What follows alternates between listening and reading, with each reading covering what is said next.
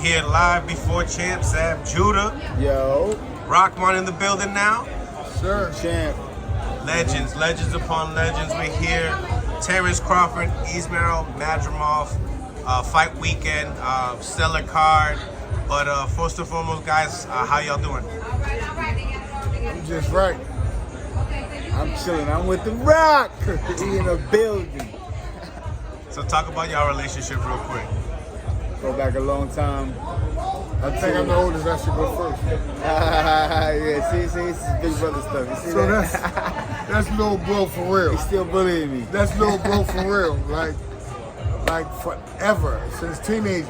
You know, like watching Zab get in trouble with just running around wild, like real Wild West stuff. Like and it's just never been nothing but, you know, either I'm coming to New York, his house, he coming to my house, it's his family. My whole family is his whole family. Like, you know, it's just been all love. We don't have to talk every day. In the 90s. Excuse me for talking while you interrupted me. Jesus, right.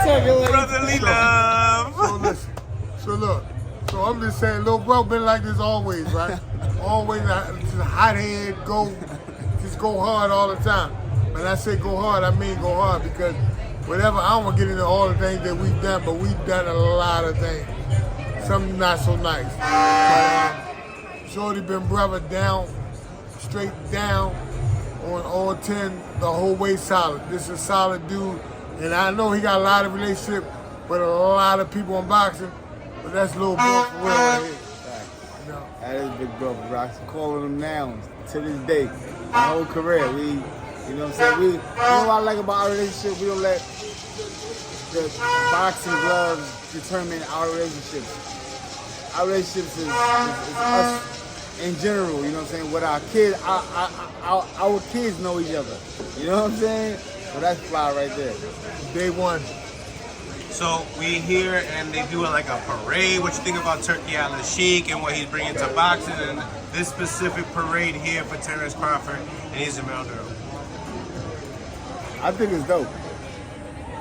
I think the card itself is dope. I think this parade a little over the top. I don't really see the significance of it. I don't really. No, I guess you can get a little fan interaction, but Not because we're traditional old school boxers. That's why. We've done something for so many decades, or watched it be done for so many decades, a certain standard way. So we have a standard. But now when he's coming in and changing the game, I think it's dope. I think what he did yesterday with the boardwalk and the fights on the boardwalk and all that was over the top. That was phenomenal. You know what I'm saying? The face-offs and everything, that was kind of cool. I get that, but what I'm saying is, me personally, as a fighter, once I weigh in, I don't want to do nothing else but just chill. Right. I don't want to have no obligations. Once I'm weighed in, leave me alone till fight night. You know, I don't want to be bothered with nobody, and I never really had to make a weight. So I'm saying, I know for guys who had to make a weight, who killed themselves and weight cut all week and starved themselves. Now they just want to eat and relax and rehydrate the right way. So I'm saying, for me, from a fighter's perspective, you know, I would just say, let the fighters rest. It's time. Like, I got to work tomorrow night.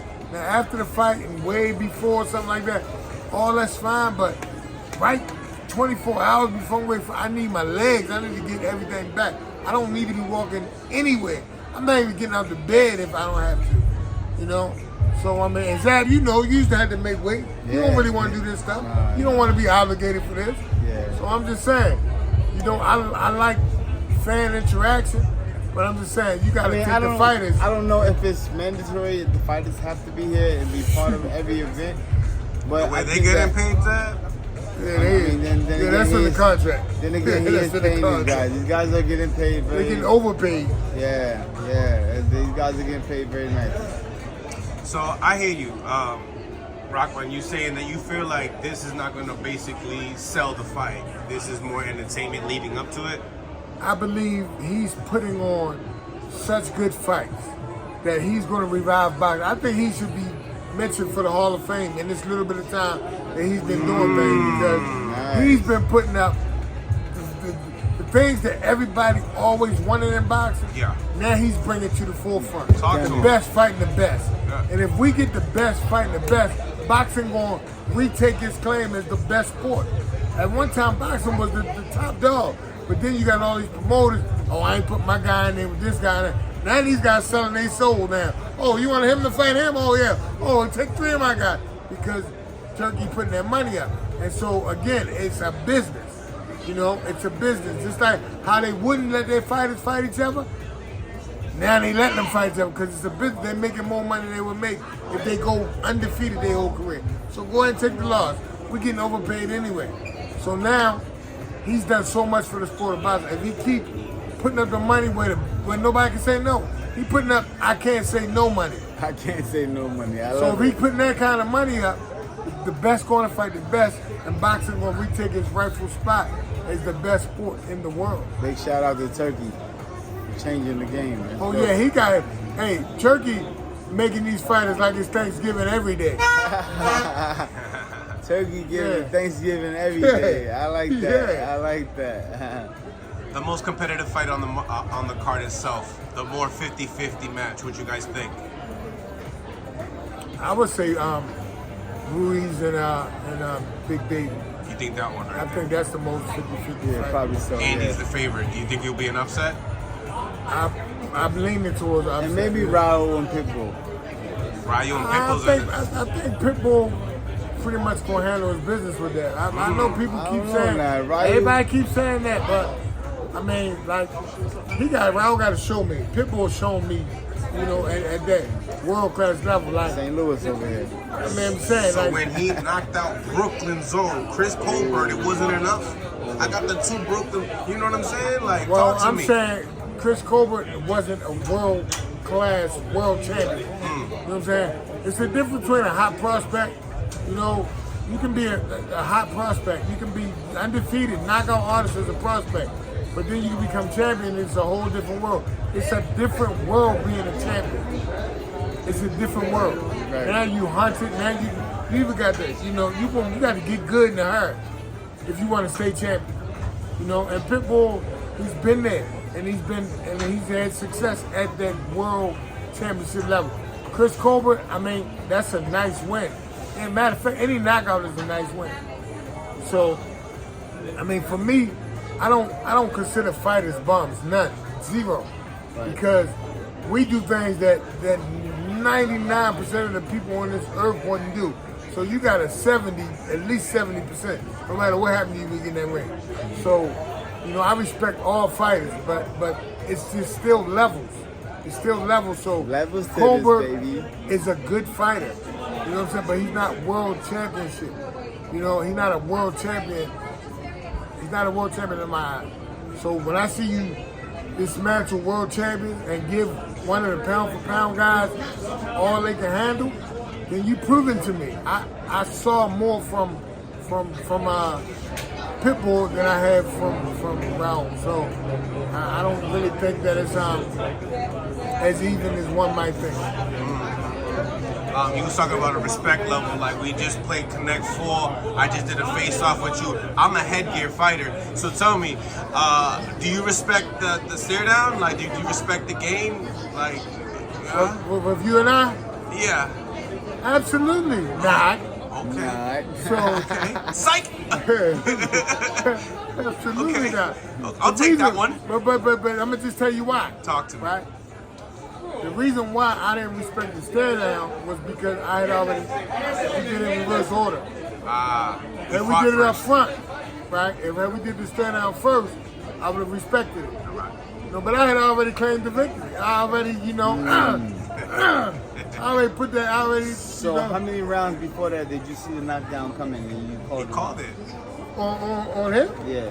Oh no, I saw it from when he sat down. Oh. That's where he messed up. Both fights. So Yeah, he it was messed up. on the sit down. Yeah, he Oh. sat down. Like Damn. what he should have done. Nasty work. What he should have done was say, look, Rob, I heard you got classes on Thursday between 5 and 6, man. Oh, you Why don't signed you up. teach me? Yeah, why don't you should have signed up. I get it. You know what I'm I saying? get it. And I would have did that. So you gotta work on your accent and your sit down. Your sit down approach is not good. It's trash, man. You gotta work on that. Okay, we'll work on that. We'll definitely work on that. But now you're a victim that you can sign up for the victim's aid. Okay. You know, I got you. Now you got film on me. It's gonna get worse. I get it. listen, get it back into the heavyweight talk. All right, yo, Zap, control this man. All right, listen. Big Baby Miller and Andy Ruiz make or break fight for both fighters. What do you favor in the fight? No, I think it's a make or break fight for Big Baby. Oh. Andy already accomplished being a champ. Once you're a champ, you can come back. Like what? He can always come back because he's bringing something to the table. Put in the work. Like people get a victory over Andy, or I beat a unified champion. People get a victory over Big Baby. Okay, Big Baby's not in the books. He's not in the history book. Andy's in the history book, so even if he lose, he can come back until he say I'm done. Because I don't care if he beats 20 fights in a row, that's a world champion I can put on my resume. I got a question for you. And I got an answer for you. Then if you were Big Baby Miller tomorrow night, how would you approach Andy Ruiz? I mean, I think fighters in general got to have 1, 2, 3, 4 game plans. Like, I might have a plan, right? But if he don't do what I plan for him to do, I gotta be able to do something else. So initially, I'm gonna take it right to him. I'm gonna bring it right to him. And then, depending on how his counters and what his reaction is, now I might, move around. I might box him. I'm gonna touch his body. Andy lost a lot of weight. I'm gonna wonder how much muscle he still has. Did he lose a lot of muscle? Because you can lose weight and lose a lot of muscle with it. So I'm gonna test him. So I'm gonna go out and test him. First and foremost, I'm going out and try to get him out of there. First 2-3 rounds. I like it. So getting into the main event, Zab. First initial thoughts. I hope the coroner's around. Hope the coroner's around. I mean, like, how would you approach Israel Madrimov? I mean, listen, as a fighter, I like him. He's a good fighter. I just think that he's fighting Terrence Crawford. At the time he's fighting him now, I think that he just stands in the way of so much time to execute, time to rise, time to show the world he's the greatest, and he just happened to be the guy standing in the way. Rahman? I got a different take on it. Terrence Bud Crawford is pound for pound number 1 to me. I have not seen him at 154. So I really don't understand how he gonna respond to 154-pound punches. I don't know if his punches gonna have the same effect at 154. So for me, I always have to see you at a weight before I can really give an honest prediction. So I'm really step back. I wouldn't, based on everything I say from Terrence, I wouldn't go against him. But I just don't know how strong he's gonna be at 54. He might wind up knocking him out. But I haven't seen him at 154. He was an animal at 147, right? Knocked out everybody at 147, right? But that necessarily don't translate to going up to 54, having that kind of power. So I don't know. You talked about that, Zab, in your career. You talked about that in your career. You moved up, became champion at 54.